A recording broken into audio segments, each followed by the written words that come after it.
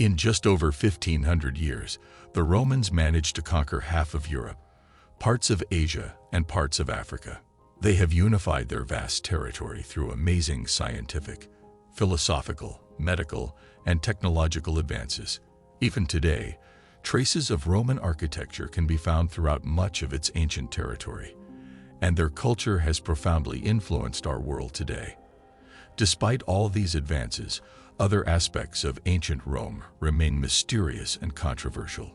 Despite all the advances they had made in medicine and technology, which allowed them to build incredible structures for their public baths and sanitation systems, the ancient Romans were notorious for poor hygiene.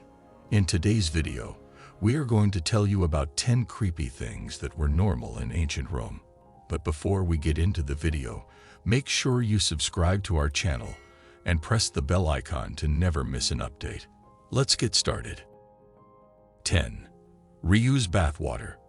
Ancient Roman bathrooms were masterpieces of art in which the patron could wander, savoring each hot, cold, tepid, or steaming bath. The baths in these places were a vital part of Roman life, and it was customary to visit the public baths daily, for cleaning and socializing purposes. In these public baths, people used to clean themselves with olive oil, which they scraped off dirt and dead skin. The same oil was saved and used on various clients in public baths. As the water in the baths was usually kept lukewarm, it had become the perfect place for various types of bacteria and parasites to thrive and spread. 9. Choose between a shared bath sponge or pottery shards.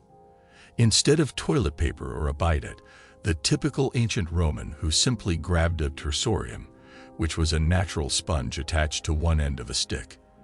They'd rinse the tool, sponge first, in a nearby bucket of vinegar or salt water before using it to clean themselves and leaving it for the next person.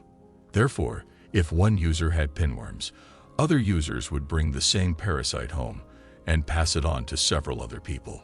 An alternative to the tersorium was passoi. These were discarded pottery shards that had been trimmed from old broken pottery to give smooth angles that would minimize anal trauma. 8. Infested and life-threatening toilets.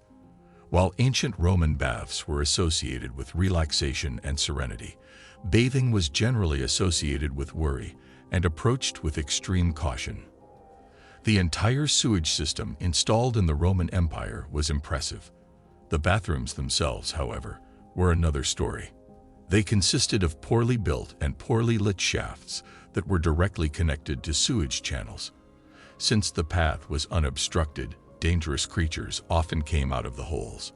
Open flames from methane buildup were also relatively common. Before going to the bathroom, the Romans generally relied on superstitions for protection.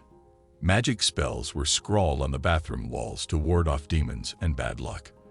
They also believed that laughter drove out demons, so humorous graffiti, such as Jesus drawn as a fish, was also often painted on bathroom walls.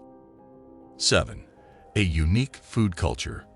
Roman cuisine had few limits. Dishes included such things as flamenco tongues, dormouse, garum, also called liquamen, made from the intestines and blood of fish, giraffe, and ostrich meat, sos uterus, and stingrays. The more exotic a dish, the more appealing it was to the Romans. They were more than willing to eat foods that most people would shudder to even consider eating. 6.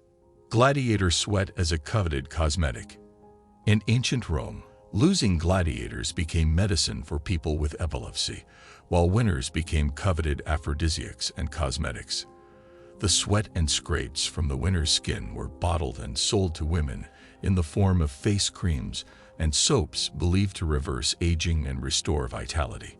Wealthy women bought blisters of sweat and dirt extracted from the skin of famous gladiators and used them as a face cream. 5. Obscene graffiti.